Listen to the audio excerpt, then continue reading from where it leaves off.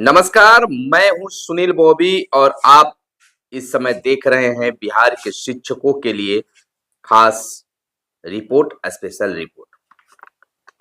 दोस्तों, आप तमाम बिहार के नियोजित शिक्षक जो सक्षमता परीक्षा देकर काउंसलिंग भी करवा लिए हैं, वो राजकर्मी बन गए। बस एक पत्र का इंतजार है, उस तिथि से आपको हो जाएंगे। लेकिन मुख्यमंत्री के घोषणा के अनुसार आप राजकर्मी बन गए। लेकिन सवाल यह उठता है कि इस नियोजित शिक्षक से विशिष्ट शिक्षक बनने में रिजाइनेशन जो है, रिजाइन करना क्या है? तो रिजाइन करके आप विशिष्ट शिक्षक बन रहे हैं। 15 वर्ष 20 वर्ष की सेवा आपकी खत्म हो रही है। अब तक यह कुछ क्लियर नहीं हो पा रहा है, साफ नहीं हो पाया है कि विशिष्ट शिक्षक बनने वाले नियोजित शिक्षकों को सेवा निरंतरता का लाभ मिलेगा कि नहीं मिलेगा। इसका अब तक कोई पत्र या गाइडलाइंस जारी नहीं हुए। केवल सरकार अपनी ओर से कुछ बातें पब्लिश किए, बताया अगर आप नियोजित शिक्षक से विशिष्ट शिक्षक बन गए हैं या बनने वाले हैं, अगर ऐसा हो जाता है कि रिजाइन देकर आप विशिष्ट शिक्षक बने हैं या बनेंगे, तो समस्या क्या क्या उत्पन्न होगी, या आप भी समझ रहे होंगे, हम भी समझ रहे हैं। सबसे पहले, जिनका अभी साल भर पूरा भी नहीं हुआ बीपीएससी शिक्षक, बीपीएससी से बहाल शिक्षक, उनसे आप जूनियर हो जाइएगा, क्योंकि आपकी नौकरी नई हो जाएगी। बड़ी समस्या है और कोई इस पर कुछ कहने के लिए, बोलने के लिए तैयार भी नहीं है। अगर आपका मुकदमा भी हुआ है, याचिका भी दायर किया गया है, तो वह ट्रांसफर पोस्टिंग को लेकर है। हालांकि एक सुनवाई हुई जिसमें 13 शिक्षकों की बातें आई। अगर वह फिर से खुलेगा तो ट्रांसफर पोस्टिंग पर होगा, तो वो तो ऐसे भी अब क्लियर हो गया है, वो तो निरस्त कर दिया गया, वो ट्रांसफर पोस्टिंग को हटा दिया गया, तब उस पर चर्चा ही नहीं चलेगी। लेकिन अभी भी संघर्ष है आपके सेवा काल में। सरकार, विभाग अब तक इस पर कुछ कहने के लिए तैयार नहीं है। हालांकि जब भी कुछ होता है तो यह बिल्कुल साफ कर देना पड़ता है कि इनकी नौकरी क्या है, कैसी है, कब तक के लिए। लेकिन यह ऐसी नौकरी आपको मिल रही है, न पता चल रहा है कि नई नौकरी मिल रही है या पुरानी नौकरी। लेकिन नियुक्ति पत्र बांटना, देना, इसका मतलब होता है कि आपको नई नौकरी मिल रही है। मुख्यमंत्री अपने हाथों से इसका वितरण किए, तो नई नौकरी आपकी मिली है। रिजाइन करना है, अपने ही स्कूल में बने रहेंगे, लेकिन रिजाइन करके विशिष्ट शिक्षक, नियोजित शिक्षक से रिजाइन करके विशिष्ट शिक्षक बनेंगे, तो सेवा काल का तो लाभ नहीं मिल पाएगा, और नहीं मिल पाएगा तो दिक्कत है। लेकिन अगर अपनी बात हम बताएं तो यह एक साजिश मानी जा सकती है, धोखा है शिक्षकों के साथ में अगर नहीं मिलता है तो। हालांकि यह राइट है शिक्षकों का, वे तो मांगे थे राज्यकर्मी, जिस प्रकार से दस्ता परीक्षा लिया था और किसी प्रकार से कुछ ने अपने विद्यालय में बन के रह गए थे, प्रखंड शिक्षक हो गए थे, इसी तरह से करना चाहिए था और मिलना भी चाहिए सेवा निरंतरता का लाभ। और नहीं तो पूरे सेवा काल में ये शिक्षक जो है अपने आप को कोसते हुए और सरकार को भी कोसता रहेगा, और इतिहास एक बन जाएगा कि शिक्षक जो है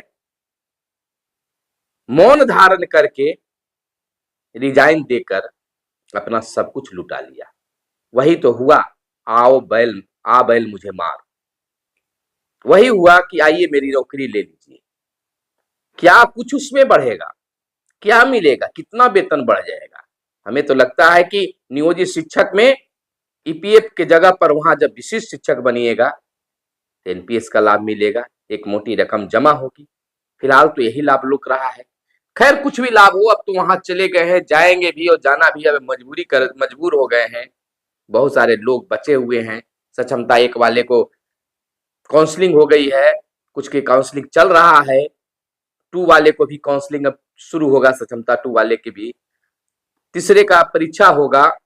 तरह से सभी जाएंगे, भले ही कुछ होते रहे, जो नहीं देंगे उनके लिए भी कुछ ऐसा चीज आएगा जो उनको देना पड़ जाएगा।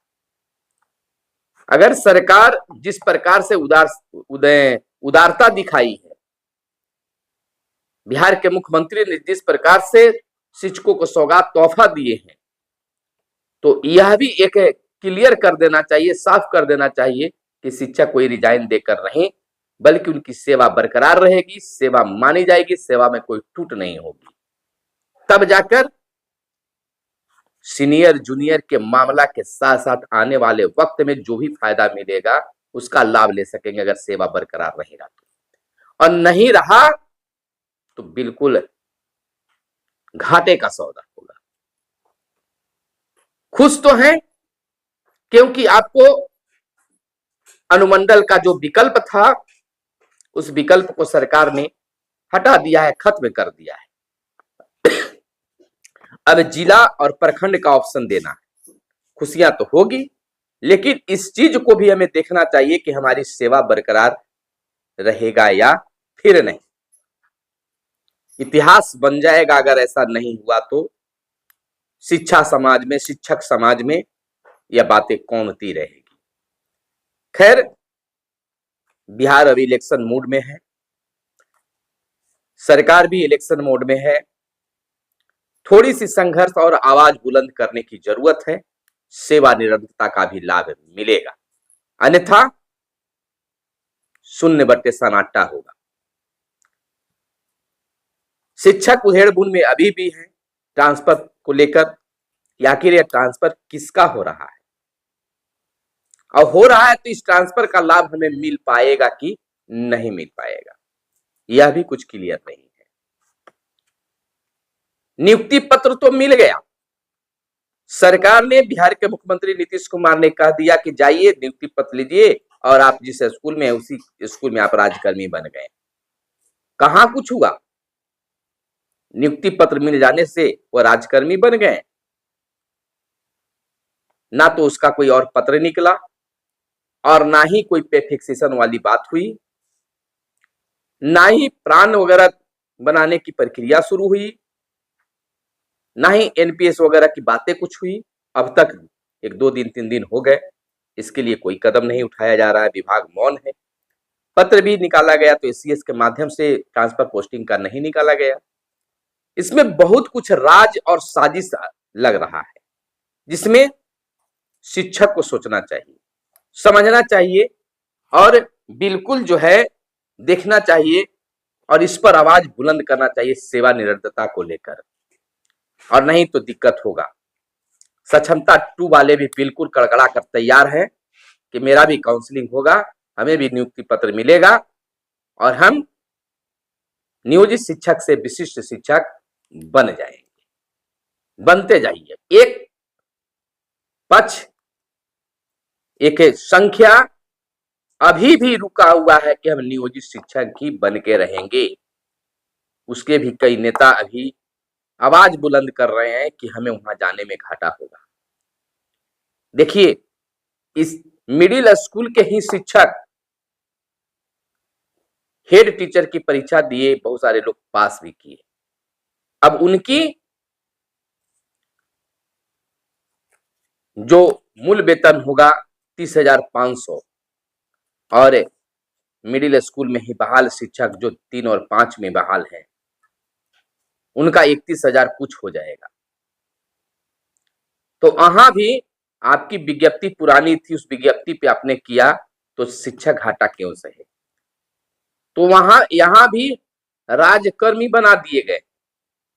आपको क्या फायदा होगा कुछ भी अभी क्लियर नहीं है, बस एनपीएस का लाभ।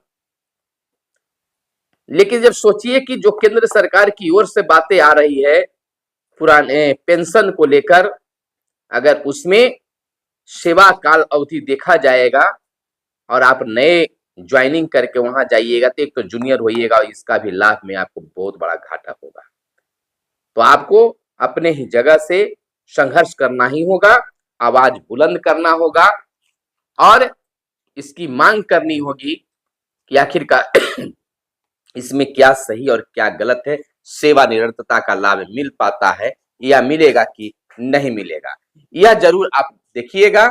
और चलते चलते आपसे आग्रह है कि चैनल को सब्सक्राइब कर दीजिएगा।